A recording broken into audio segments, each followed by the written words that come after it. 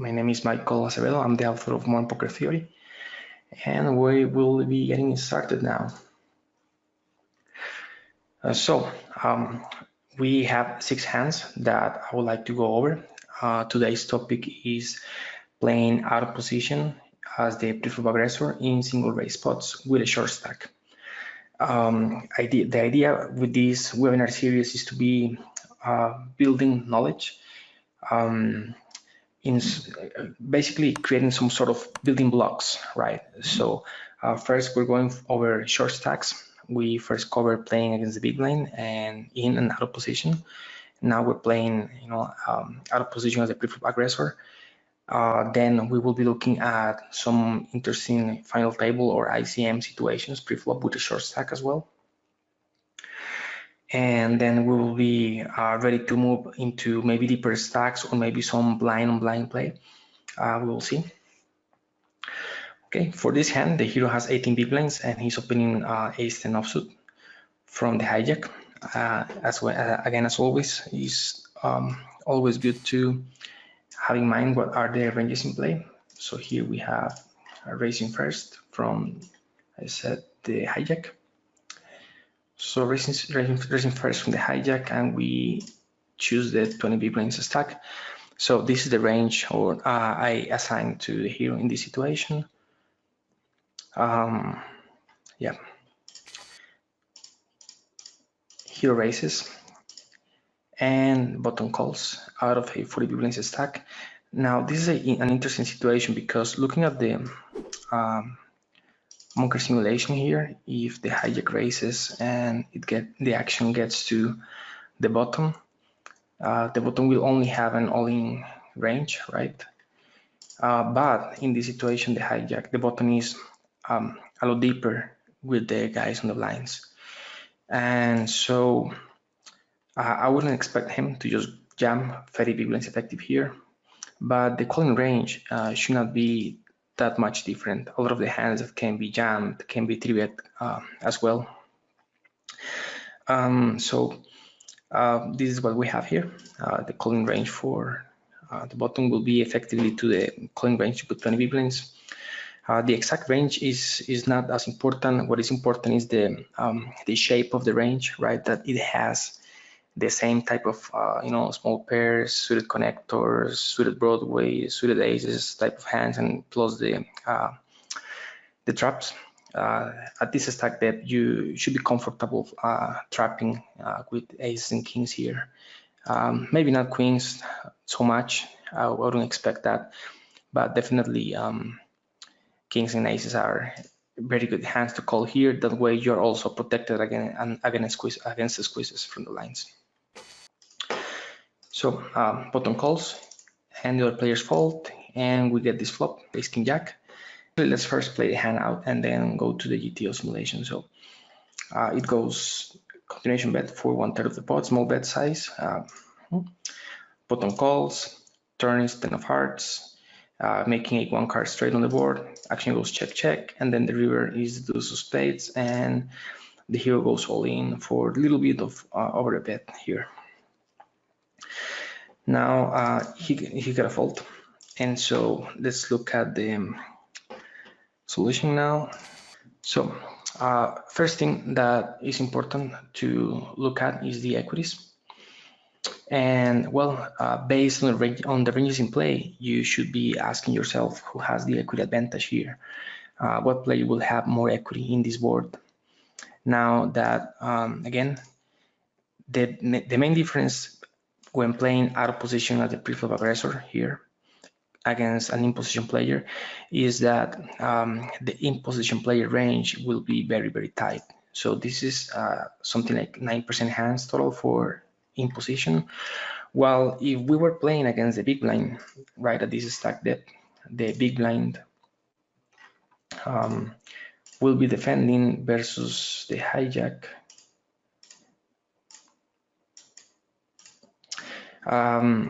62% hands, right? So this is a extremely wide range compared to what the button is flatting, and that will of course make a huge difference Now, when you're playing against the big blind, the range is so wide that there will be a lot of missed hands that never flop anything in a lot of boards, and that allows the preflop aggressor to continue barreling or betting the flop very aggressively at a very high frequency.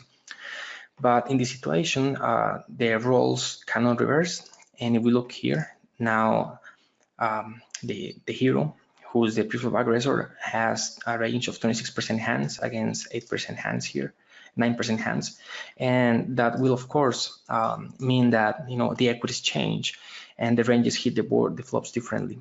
So if we look at the equities here, they run pretty close. So it's 51% against 49%. Equities run really close, and because of that, we see. Well, I didn't include a bigger bet size here, but the solver wouldn't use it either too frequently. When you see equities run this close, mostly bet size, mostly small bet sizes will be used, and there will also be a lot of checking from out of position, right? With our specific combo, ace 10, spades and clubs, ace of spades and 10 of clubs here. This hand can be checked with a 50-50 betting on checking frequency, and here we can compare betting against checking using this arrow. It will give us the EV difference. So the hands that are in green color are hands that benefit a lot more from checking, and there are no hands that maybe these queen 10 combos here that are slightly better betting than checking, but this is such a small difference in Nash distance that it's pretty much indifferent. It wouldn't really make a difference. And the good thing about this is once you compare the strategies this way, you see which will be a bigger mistake here, to bet the wrong hand or to check the wrong hand. Now, since there are no hands that are losing a lot of EV by checking, the biggest mistake will take one of these hands that are in green that benefit a lot from checking and bet, right? So for example here, betting 9-7 spades will be a huge mistake, and you will be losing about 2 chips, right, out of the 34 chips in the pot. Actually, what I did was to just trick here. I like to remove a bunch of zeros, right, from the stacks and the pot to make the calculations easier. So here this shows the pot for 34 chips, but it was in fact 34,000, right? Just that bear that in mind. So going back to the flop. Yeah, so here we can see that betting a hand that wants to check would be a bigger mistake. And so you will be fine if you just check your entire range here. You will not be losing any EV at all, because there are not really any hands that will be losing a lot of EV by checking here. That's a very important thing. So ideally, I'll probably play in this situation as I checking my entire range. The hero played, the hero chose to bet, and this combo can be played as a 50-50, so it's not a big deal. Then in position will not really be raising much at all, and only folding very small frequency here, just some really bad cards. That's why betting it doesn't really accomplish just that much. Most of the hands that IP is folding are just very low equity hands. All right, so the action goes bet call, and the turn is the 10 of hearts. Now, really interestingly enough, after you chose to bet the flop and got the call, now looking at the equities, now we can look at actually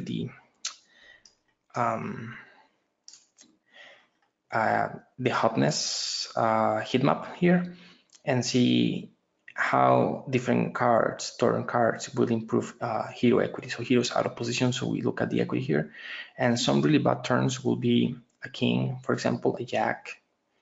Most of the low cards will be neutral, bringing about keeping around 50-50 equity, and then some of the 7s, 8s, 9s, 10s, and will be particularly better for the hero, given the way the ranges are compromised. So with the 10 of hearts, here's equity, or equity actually improves. And what happens is that, let's look at the out position strategy.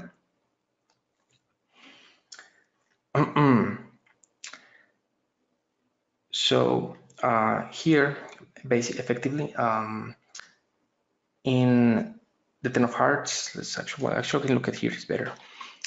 There's a lot of betting for small bet size. The bigger bet size is mostly only used in medium cards, looks like. Yeah. So here on the 10 in general, unless it's the 10 of clubs, you won't see really much bigger bet size. The 10 of clubs, the difference is that it brings a second flush draw, of course, and then now you actually want to just jam a lot of hands here. But with the 10 of hearts, there's no need. You can just bet small and keep betting your range. You wouldn't be raised that much. The stack to pot ratio is very, very shallow. So even if the villain has a queen here, he shouldn't be jamming all that often to us, almost like never at all.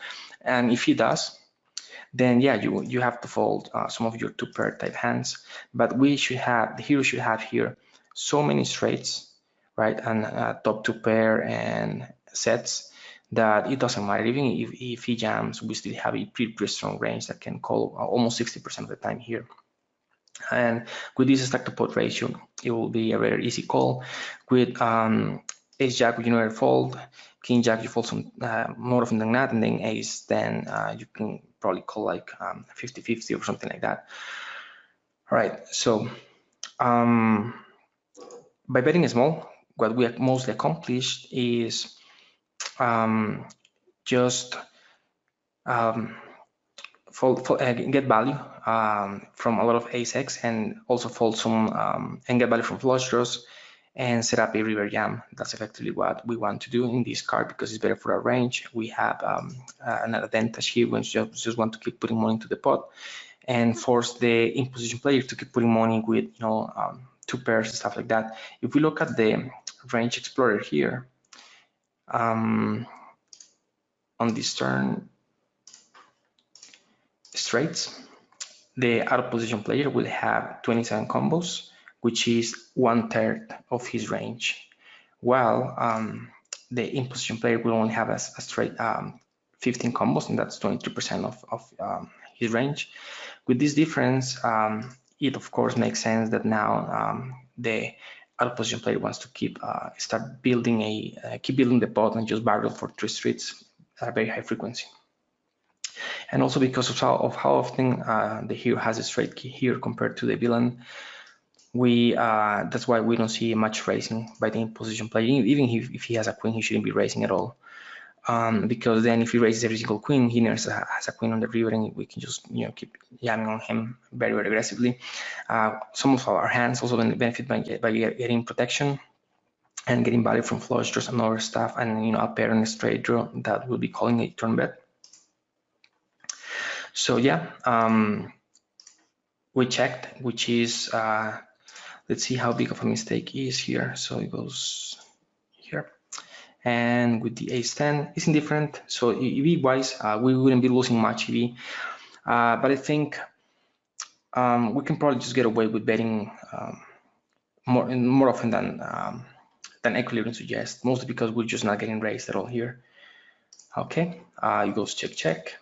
And the river is the deuce of spades. Now,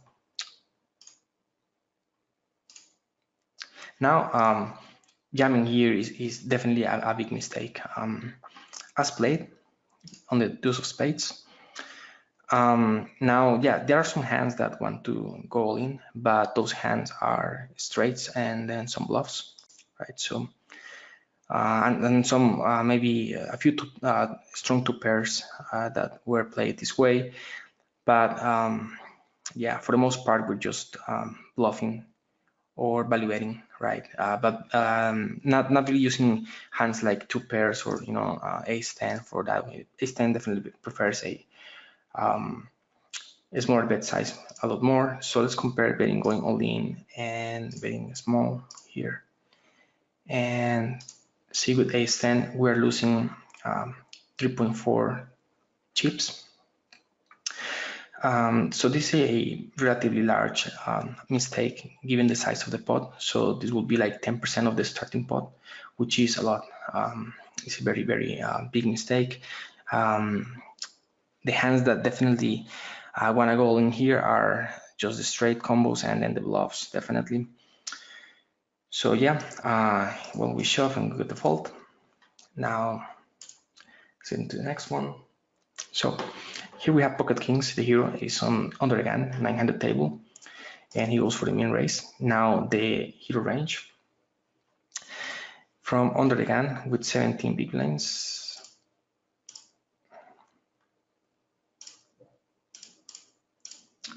It's going to be something like this.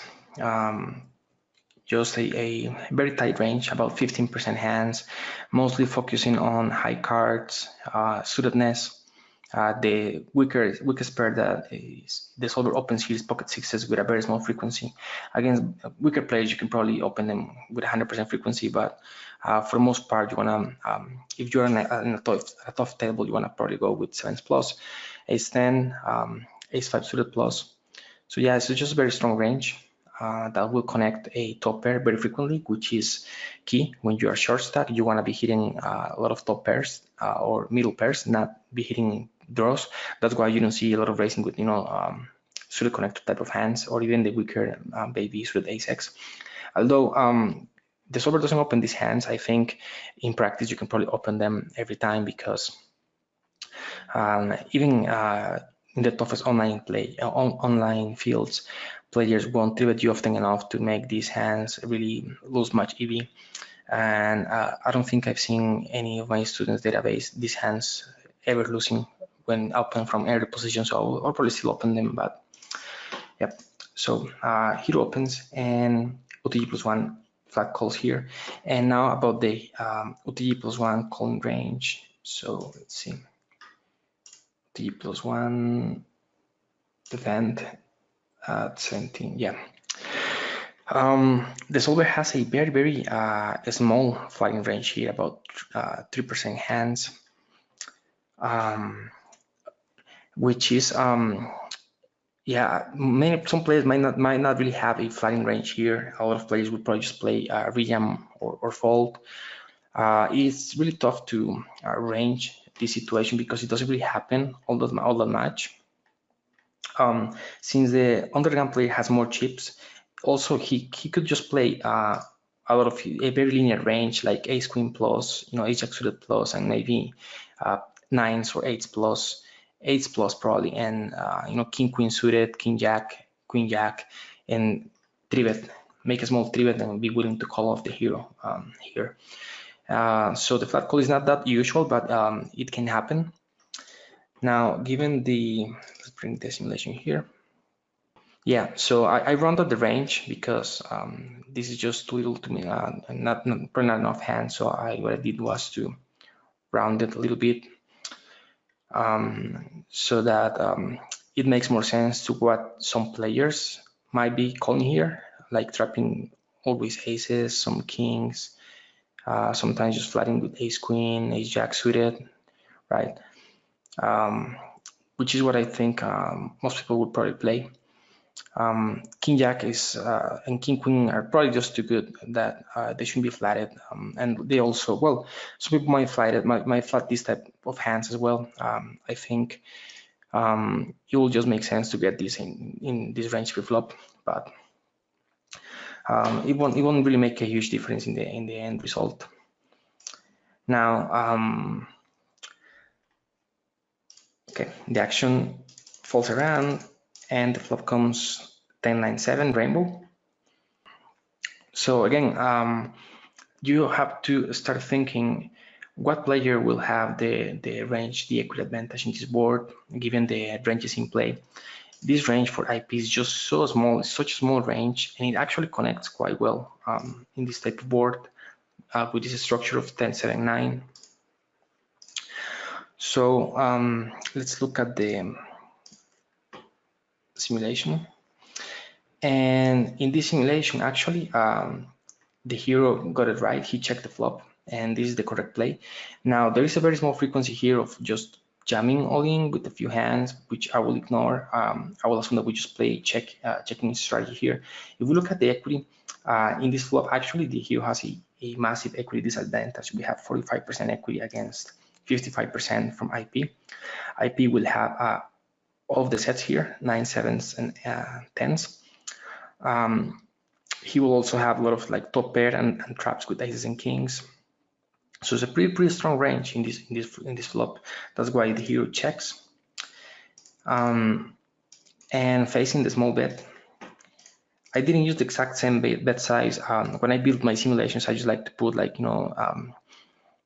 standard-ish big and small bet sizes, because mostly what you want to see in the simulations is not how to play against the exact bet size that your opponent used, but what you want to do is to draw conclusions, right? You want to create heuristics. Okay, if I check in this sort of situation, my opponent bets small, what do? Oh, should my opponent bet big or bet small, right? If I only input the exact bet size the villain used, I will not get that information from the simulation, right? So what we're trying to do here is not just see how to play a single hand, but to understand the spot and see if we can draw conclusions that can be used in different situations that are similar to this one, because that's what poker is all about, to be constantly facing different situations, analyzing them, and trying to generate heuristics or create sort of rules that can be extended to different similar situations. Okay, so here the villain got it right. He should be betting smallish in the 25% or 32% of the pot bet size. And with the pocket kings, we can, with the black kings, check raise or check call sometimes. It's not a big deal. We should be check raising here with some frequency, with something like, an open ender with ace 8, king 8. Some of the over pairs with a straight draw are really good. Pocket nines sets, then slow play in the top set is a really good combo to have when you just check call the flop, and then check call a bunch of over cards and high cards, right? As played, hero check calls, and the turn is the queen of diamonds. I'm actually going to finish first replaying the hand and then go back to the simulation. So queen of diamonds in the turn, hero checks, villain goes all in for 116k chips left, so a little bit over pot, and the hero folds. Even before looking at the simulation, I knew that this is a massive mistake. You just can't make a lot of money playing poker if you're folding over pairs with these very shallow stacks. When there are some possible straights, but the biggest, the more likely straight here will be king jack, which I'm not even sure if the villain has any range, but if he had it, we blocked that straight. That's what I didn't bother including that many king jack combinations here. Also with king jack, the villain might just be checking back the flop once we check. When we check the flop, the villain should be betting the small bet size very aggressively and only checking back a few combos, but I would expect the villain to just bet his range here probably, right? Okay. So on the queen of diamonds, the hero checks again, and now the villain will roll in with some hands that need protection. He will of course have aces sometimes, but he will also have some draws like ace jack. He will also have some stuff like king queen, ace jack are mostly hands that really want to go in here, maybe queen 10 as well. So we are with pocket kings still ahead of that range, and so the sub is never folding here. If we look at the EV difference, we're losing 5 chips from the pot. The starting pot was 69 chips, so that's again like maybe 8% of the pot, something like that. Is just a huge loss. This is just a massive mistake. I wouldn't recommend doing it. When you shouldn't be folding a hand when you're beat some of your opponent's value range, right? If your opponent is going all in here with a queen, sometimes, right, with ace queen, or if he has that, if he's going all in sometimes with ace queen or whatever, or king queen or draws, whatever. You should not be folding a hand that is ahead of some of your opponent's value range. Jamming preflop the pocket kings, I wouldn't recommend that because again your hand's just so good. Like, okay, let's bring the Monker Solver simulation for 17 big blinds.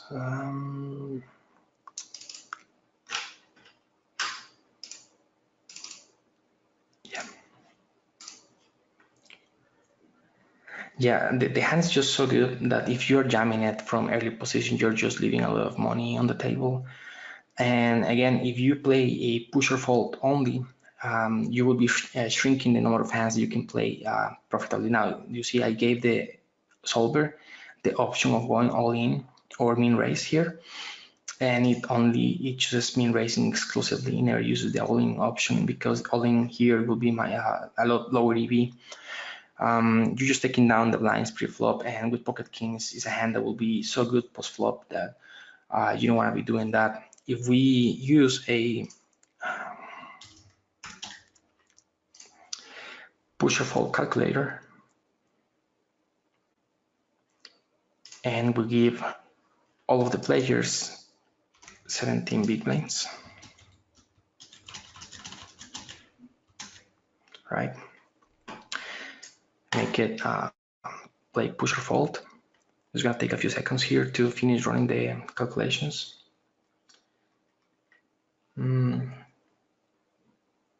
Yeah, the pre-flop min raise is a good play, of course. That's what I think. Much better than jamming. Okay, so if UTG goes all in here, he can only play profitably this range, about 12% hands, right? While if we min raise, he can play profitably a much wider range of almost 15% hands. That is a very good increase. So we can play all of these king 9 suited type of hands, some king jacks indifferent, king 8, all of these suited ace hex, right? And then post flop, a range that is this strong is going to connect the flops much better than the big blind, for example, who will be calling, and then we can get, for example, with pocket kings, aces, or ace king, whatever, all of these hands will connect post flop so well that then we can win a lot of chips post flop from the blinds. We can also get rejammed by weaker ranges than the range that will be calling off the jam, and so that's how we maximize our EV. Now, if you're in a bubble situation, a final table, or some very heavy ICM situation where there is a lot of money at stake, yeah, you can reduce your batting by just playing push or fold. But at the same time, the idea here as poker players is to maximize our expected value. And if you're afraid of playing post flop with a good hand as pocket kings because you might get unlucky, then the answer is not to jam pocket kings so you don't get outdrawn or outplayed post flop. The answer is to study more poker, become a better post flop player so you can make better decisions, and then you will be comfortable playing hands like this all the time, even if it gets multi-way or whatever, and just knowing very well how to play the spots post flop so you can maximize your earnings, right? That's the idea of playing poker, is that in the long run you want to maximize your earnings. Now there will of course be exceptions, as I just mentioned, like in a final table or in a heavy ICM situation like a money bubble, or if there was a bounty in a tournament in your head or in one of our players, that there will be some different things that might make you want to take a different action than min raising. But in a regular spot, I think just min raising is going to be by far the best play. Next hand, we have Queen 9 spades, low jack. From the low jack with 20 big blinds. Opening about 22% hands, now including a few of these offsuit Broadways in the opening range. And action falls to the cutoff for calls, and we go to the flop ace 10 8. The cutoff against the low jack should be calling very narrow range again, about 8% hands. But here we have a bunch of suited ace x, again the traps with the aces and the kings, which is now a very common theme here. Again, because the cutoff is all in, is a deeper stack against other players here. I wouldn't expect him to just randomly go all in here, but he can probably just take a lot of these hands and three-bet them with the intention to just call off the hero, right? That actually works really well. He can make it something like 6 big blinds here and 7 big blinds, and he will be just committing himself to call off the hero. It will be as if he went all in, but he's not committing his stack against these two players here, right? Even against the big blind, he will just be forced to call if he makes a three like that with these hands. But these hands will just have great equity. Like if you three king queen suited, king jack suited, and one of these guys gets in, pocket tens, you're in great shape. So it shouldn't be a big problem. Okay, so the hero goes for the check on the flop. First of all, again, start before thinking about the decision if you should be betting or checking the flop. Start to think how the players' ranges that we just saw interact with this board.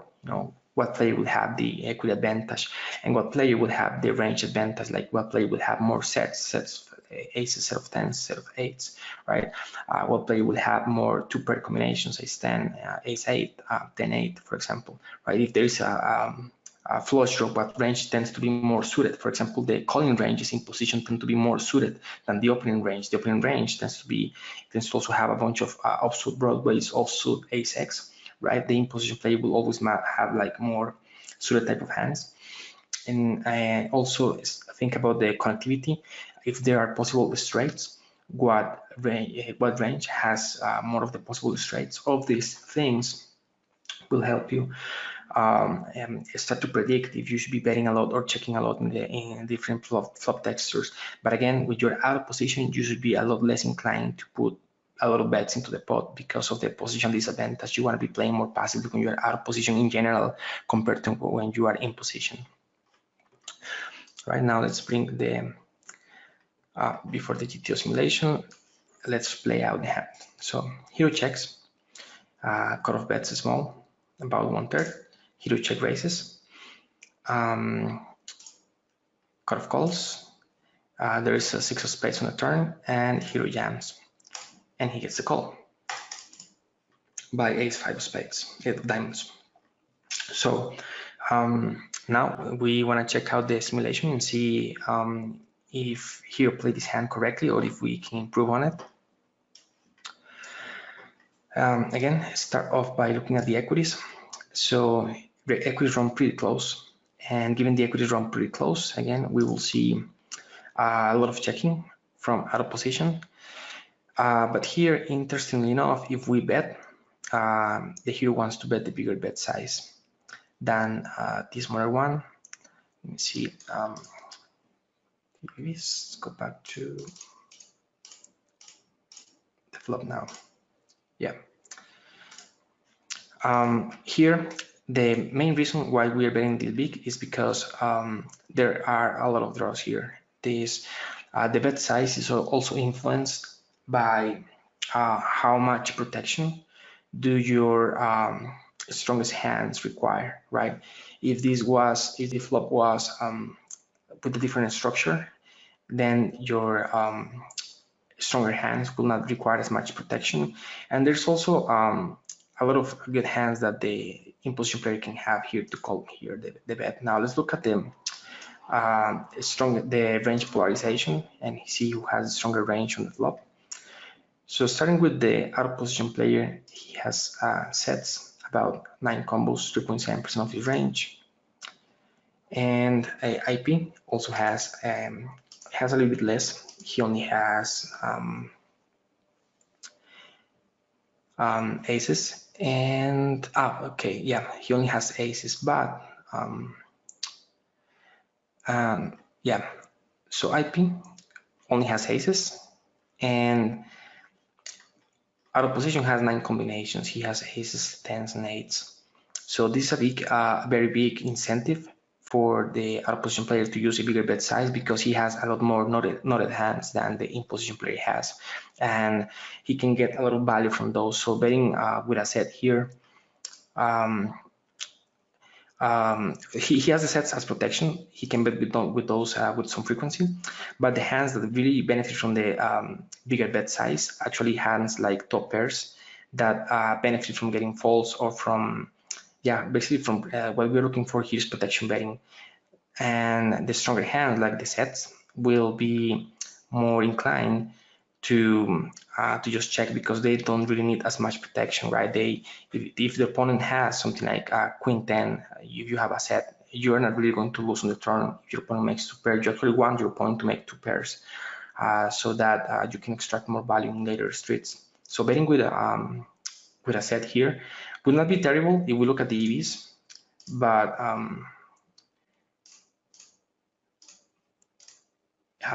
just losing a little bit less than a chip. If we use a bigger bet size, we lose again less than one chip with the sets. Of tens, for example, aces is going to be affected a lot, because with aces, the difference is that you block the top pairs that will continue against you. But yeah, okay. So then we look at two pairs. OP will have 16 combinations, while IP only has 9 combinations. So already the strongest possible hands that are in the range, two pairs and sets, are more frequently in the out of position player range. So even if the overall equities run pretty close, right? Then the polarization will go to the out of position player, who will now benefit from using the bigger bet sizes. Even if he's not betting the aces, he still has like a bunch of ace king, ace queen that are really, really strong in this type of board. And of course, all of the two pairs also benefit a lot from, putting money into the pot right now. It's also useful to look at the combo draws and top pair type of hands, so top pair type of hands for IP, for OP. Total of 66 combinations, about 27% of the range. OP has 21% of the range, 18 combinations only. And looking at the combo draws, we have 5 combos for OP and only 1.18 combos for 8 combos for IP. Then this is the main driving factor here for the bigger bet size, and the fact that also IP will have a bunch of hands that connect very well with this board. And given when you have a polarization advantage and your opponent has hands that can call bigger bets, you should go for bigger bets. That's another thing that people misses all the time, right? So you have a strong range, you have all the sets, you have all the two pairs here, which are the strongest possible hands, and your opponent also has a bunch of strong hands like top pairs himself and gut shots and flush draws that will be calling big bets. So why should you be betting small, particularly if you're out of position, you want to decrease your positional disadvantage and hopefully just get to jam the turn a lot of the time, right, when everything breaks.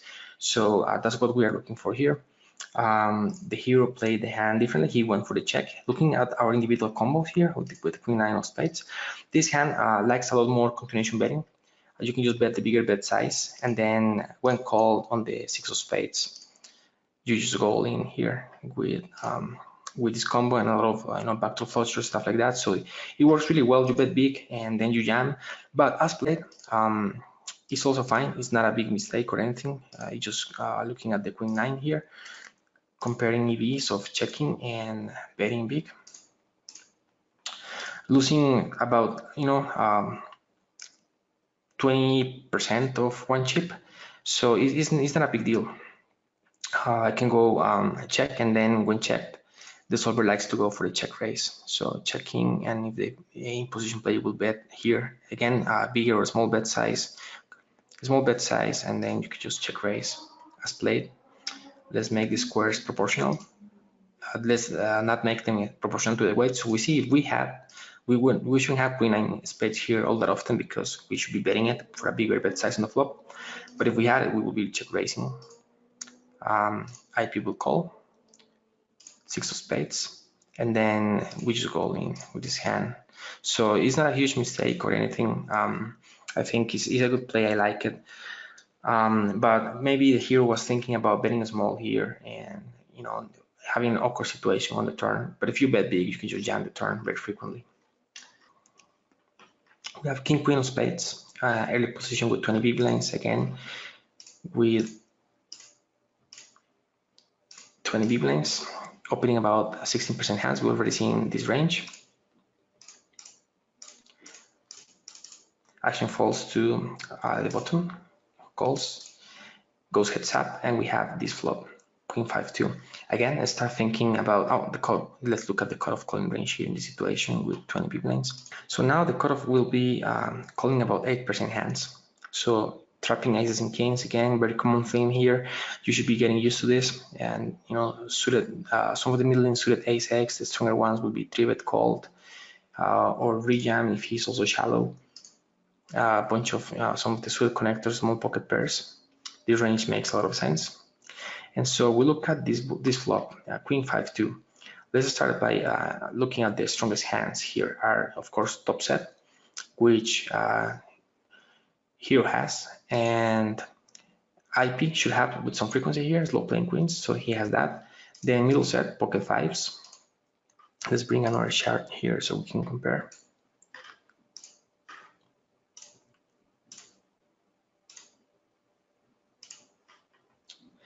So the hero is not opening pocket fives, so he doesn't have that. And pocket deuces, no player has pocket deuces.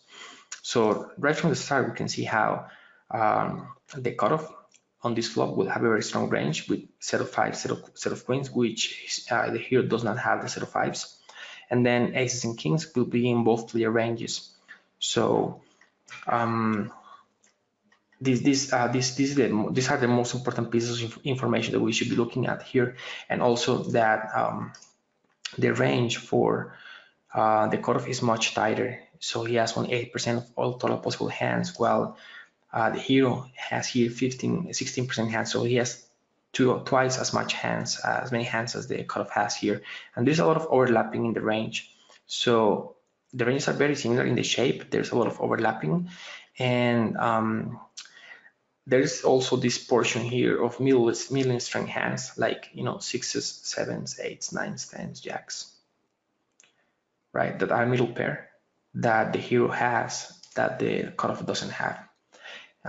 So just with that information now, we kind of get a sense that, you know, the cutoff will actually be more polarized, have the polarization advantage, while the hero will have a range that actually needs protection, and he would probably benefit from playing passively. So let's look at the GTO solution here. And yeah, now the cutoff, the hero would be checking his range, right? All of the hands, just for the reasons that we mentioned, we're missing some of the sets here with the fives, and then there's a bunch of middling strength hands in the range that just benefit so much from protection. And then the in-position player is a lot more polarized, and he has overall the polarization advantage. Looking at the equities, there is a small equity disadvantage for our position, but the main thing here is the polarization, right? So and there are not really any draws that will really change the board too dynamically in future streets. So here will benefit a lot by just playing passively here, right? In this situation, the hero goes for a very large bet. He's betting like 2/3 of the pot here, which if we compare, he's betting even more than that actually. Yeah, he's betting much bigger than that. I gave 25 and 50, but he's betting like 2/3 of the pot. So if we compare the EV here of betting big or checking, there are a lot of hands that definitely benefit a lot from checking. And if we input even a bigger bet size, it will of course not be used. If this 69 chips is not used, the 80 chips will definitely not be used. So this bet size definitely means that the hero is completely missing the situation, you know, the way that the ranges interact with the board. And again, this is something that you should be thinking out at the very start of the hand, who has the stronger range, who connects the stronger hands possible here, who has the strongest draws, who benefits from checking, who benefits from betting, what bet size makes sense given these constraints, right? So the hero here totally missed, and he's instead of checking his range, he's actually going for a very large bet size, which is not what you would like to do here. This big bet size is definitely wrong. Should be checking when you don't have the range advantage against your opponent in situations like this very frequently. So as played, the villain did call once, and then the pot is 298 chips, and we have a stacks of 316, and the hero is shoved. Again, this is just a massive mistake. We're not reading the situation correctly, and what we are doing here is just letting our opponent play like perfect poker, calling us when he has a stronger hand than ours more often than not, not really calling that often when he has weaker hand, and we're just missing on a lot of value. For example, if we bet small here twice, we still get called by weaker hands. For example, we just check, we allow him to start bluffing. So he starts bluffing with his jack highs, for example, 10 highs, 9 highs, stuff like that. Jacks and 10s he never has, but he will have 9s and 8s that will start betting now just for protection. But we just getting value from a lot of different weaker hands here. If we check this board, if we choose to go for big bets now, we are isolating ourselves against the stronger portion of the villain range, and we're not really getting value from this. And then if he calls and turns the 5 of diamonds and we jam, now we are probably not getting called by any of these ever, right? So that will, of course, will get called when he has ace 5 or aces and kings or queens, or ace queen has us crushed. And yeah, so this is another example of being overexcited when you have a strong hand and not wanting your opponent to get lucky against you or outdrawn you. If you look at this, right, here, let's look at the hotness on the river. So yeah, there are not many. We're a very big equity disadvantage. Sure, there are not really many river cards that are so good for our range. So we just want to keep the pot small. There is not really any reason for us to be doing this, to be going this big. It just means that, again, you have a strong hand and you are not allowing yourself to get extra EV, extra value from your good hands. And then when you have a weak hand, what are you doing here? Just betting small or giving up? That strategy will be very face up and very easy to counter by any opponent who is paying attention. So I'll avoid doing this. So don't bet big when your opponent can have a lot of strong hands. You should either bet small or be checking. And then when you have a strong hand and about a stack to pot ratio of 1, I know there are a lot of old heuristics that suggest you just go all in when you have a pot size bet, but that's not true.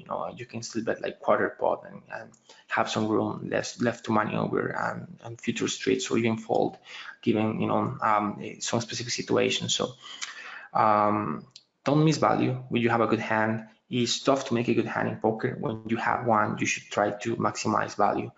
Again, of course, there will be some situations in tournaments where you want to maximize your EV, and some situations where you want to lower your variance.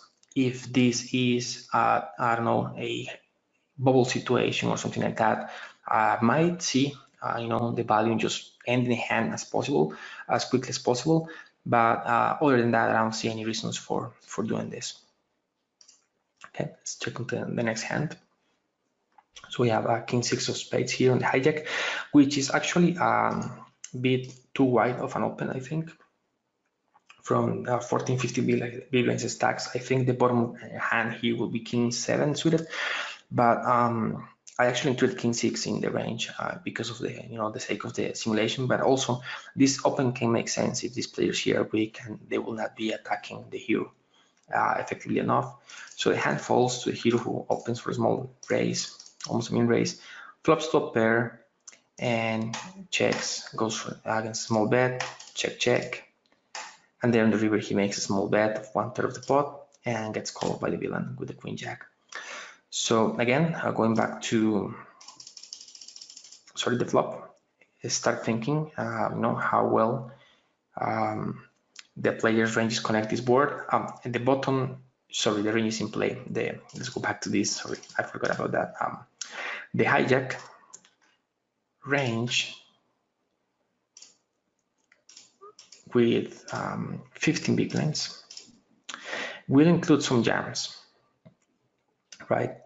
So I will only be taking the portion of the range that does not have jams. As you can see here, the bottom hand here is king 7, but it's fine. So at this stack depth, the hero should be jamming a lot of these weak pocket pairs, some of the stronger broadways of the ace, and then min raise with intention of calling out of the stronger hands, and min raise folding some of these, right? So there's that, and then the bottom calling range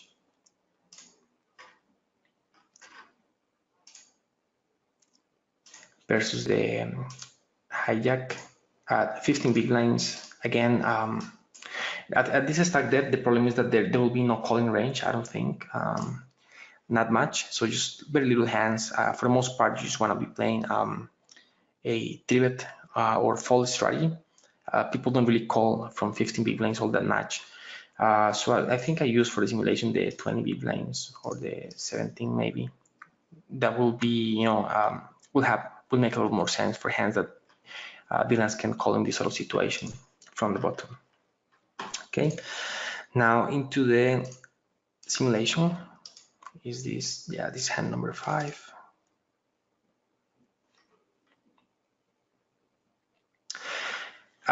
In this flop, the hero wants to bet his entire range and mostly use a small bet size. Now, why is that?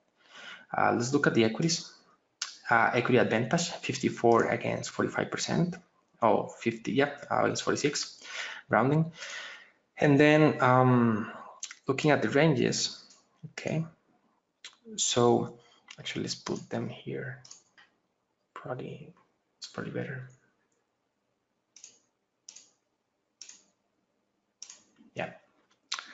So the king queen connects really, really well with all of these hands, right, that are being min raised, while the villain here will be rejamming or 3-betting a lot of these king and queen type of hands. So his range will include weaker queens and weaker king X, and then a bunch of like pairs and suited stuff, and a bunch of ace highs and gut shots. So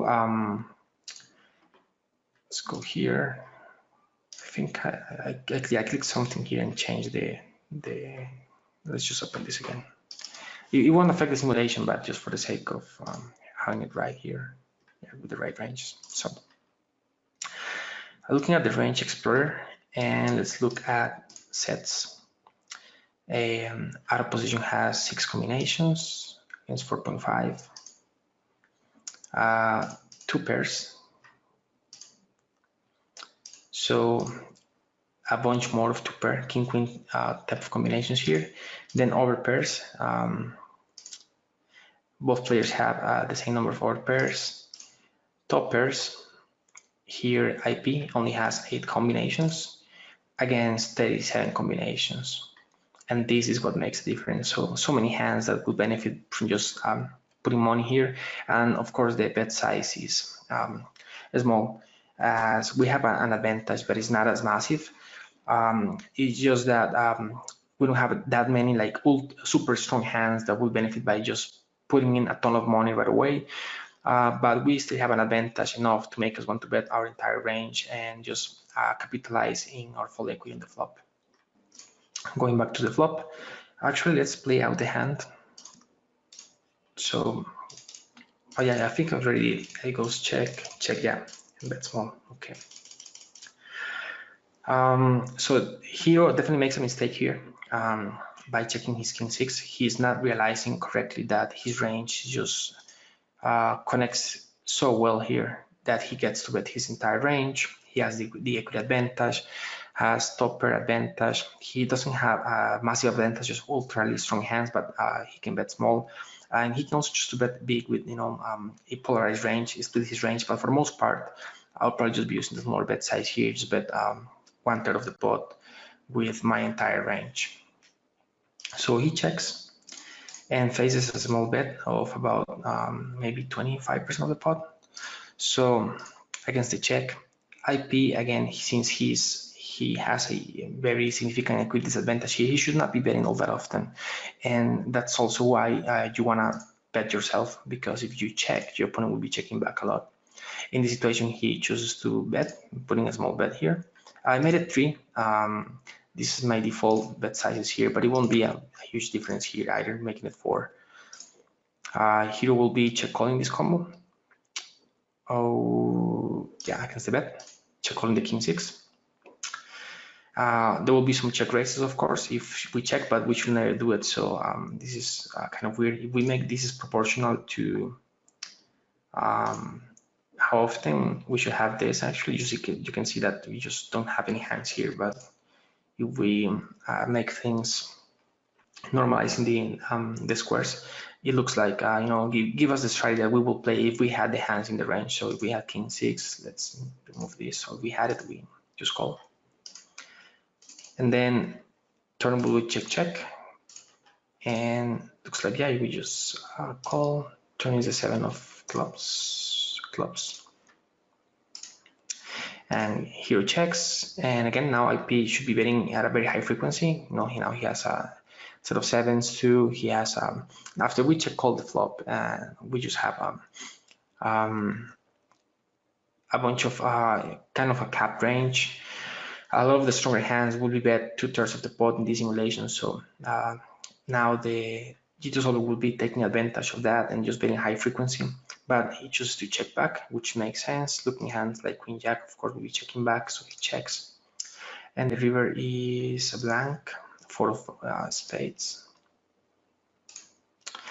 Now we should be betting with our King 6, just putting in a value bet there. Again, we can bet range probably for a small bet size. If we remove the bigger bet size here, or at least or the jam, which is not being used all that often, that wouldn't be a huge deal here either. You can just go small, betting small with most of your range here, and you can include a lot of your hands. Here your checking range is super weak, just 6s and 5s, and a few highs that are probably just giving up. I think as played, when the villain checks back the turn, he's capping himself a lot to just a bunch of Jack X, ace highs and Queen 10, Queen X, some weaker pairs, so we can just bet for a small bet size here and print money. These hands are probably just check, folding, giving up regardless. Yeah. So we're missing some value here with the king. I think after villain checks back, we're up just against a queen way too often. Like, yeah, he could have maybe a few traps here, but that is so unlikely. He has aces here, right?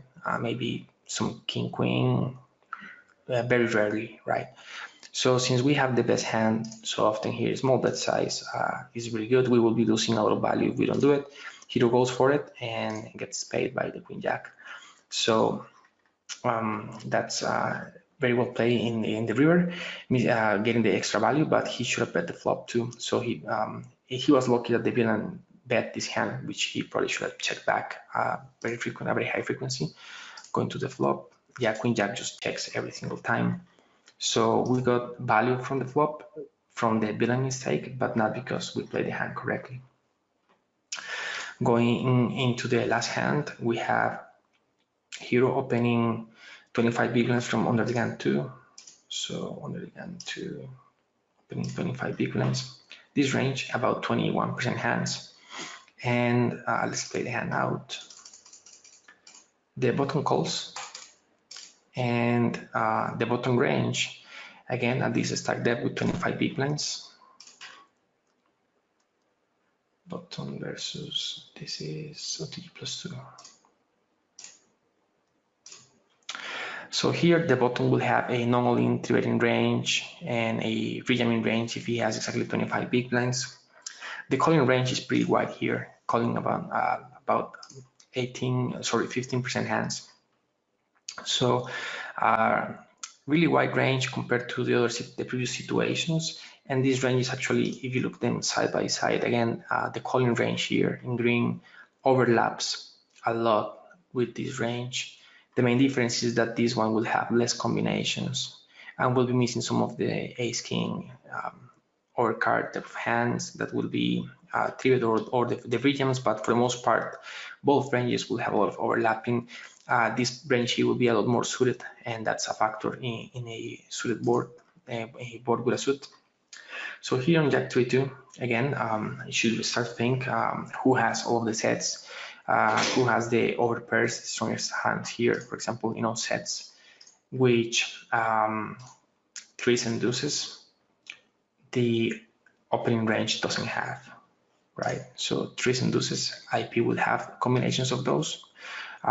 Even in this situation, maybe all of them, right? If you think about it, in a tournament, probably players will always call up these pocket pairs, even if they're not like super profitable or whatever. People just always call them with these stack depths.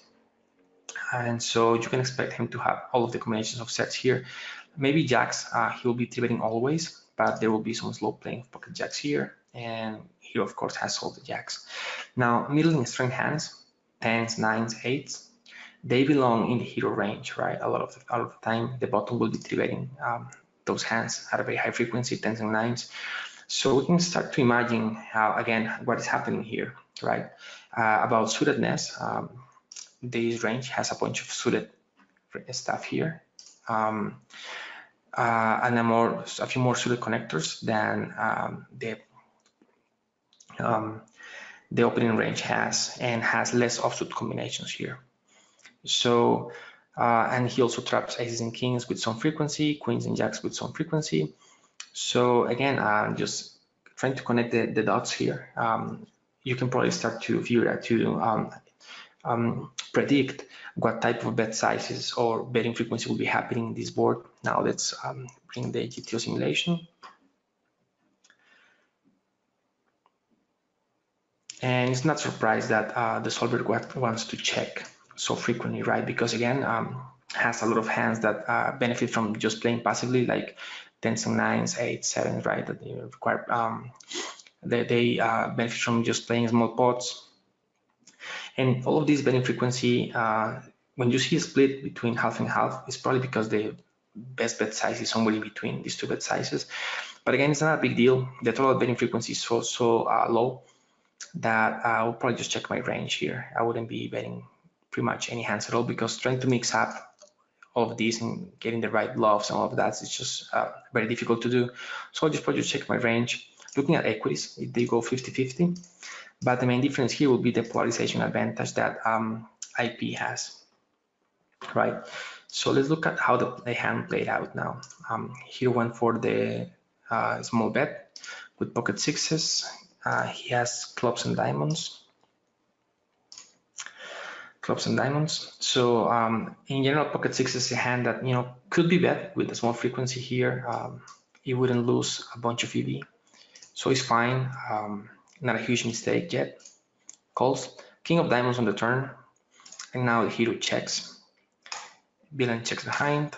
Reads the ace of diamonds, and the hero decides to go for the a large bet here and turn his hand into a bluff, and he gets called by ace jack. So how would the solver approach the situation? Well, the solver will mostly be checking here, but as played, betting small. Then ace jack, sometimes raising, mostly just calling. This combo actually should be raising more, but these two combos that don't have backdoor flushes should be raising more. The backdoor with the diamonds is just happy to see more turn. There are more turns that increase his equity, so he's fine just calling here at this stack, at this shallow stack. As played, you will go bet call, king of diamonds, And interestingly enough, now here switch to a checking with a combo that actually wants to bet more frequently of sixes here. Now we block combinations of A6 suited and 7-6 suited that are suited connectors in this range that will be calling. So it makes more sense to keep barreling now. And again, we also block some floats with suited diamonds here. So this is a perfect combo to keep barreling. The turn card should be much better for the hero. And this is another thing you should be thinking when the turn card comes, again, about the ranges in play and how this turn card, who improves more, right? If we look at the hotness equity heat map here, the king of diamonds is one of the best cards for the out of position range, right? It increases hero equity. So kings are really good, and we missed on an opportunity to putting another bet here, right? If we bet here, we take a small bet size again. Hero calls, the villain calls, and then river is the ace of diamonds, and now we have a nice bluff with the pocket sixes, right? Just turning 7 6s and 5s into a bluff and just jam, and you put hands like ace jack in a difficult spot, king jack. Well, king jack will come because it's two pairs, queen jacks in difficult spot. Now many ace jack maybe calls because it's two pair, but maybe some weaker players might be scared, and hands like ace queen, just difficult spot. EV wise are very little EV. 4 chips here on the river when the pot is already 177 chips is so close to zero that is almost close to indifferent. And then ace queen of clubs definitely a worse call than this because it blocks busted clubs that might bluff the river. So if the hero had bet the turn and then jam the river, it will actually be a really good play that should get through a lot. As played, and it is fine, I guess, but as played, I don't think you should be bluffing because now you definitely don't rep as much. You will be betting diamonds on the turn at high frequency when the king comes. So even if you have the blocker, it doesn't really matters as much. And the villain will also have a bunch of ace x in his range and king x, maybe not so much, but jack x, and he will probably just call you off. So we go back to the river when he goes check, ace of diamonds. Now sixes, this combination is actually really bad because now we block we block some of the worst hands that the villain will be folding to a bet, right? Like clubs that didn't improve, like 6-7, for example, stuff like that. Doesn't really matter as much, but the thing is, it also has showdown value. The villain here might just check back randomly some worse hands here. Maybe pocket fives, he just checks and we win. and so there's no need. The pot is not as large when you went check on the turn compared to what it will be if he goes check bet. All right, so this is the final hand. Really hope you guys found this webinar useful.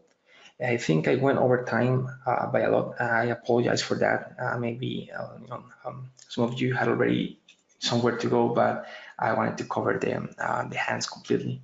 Merry Christmas to everyone. Thank you a lot. I really appreciate you guys coming here. And well, Happy Christmas and Merry Christmas and Happy New Year. I see you all. Hope to see you all again back here next year. Best of luck to everyone. Bye.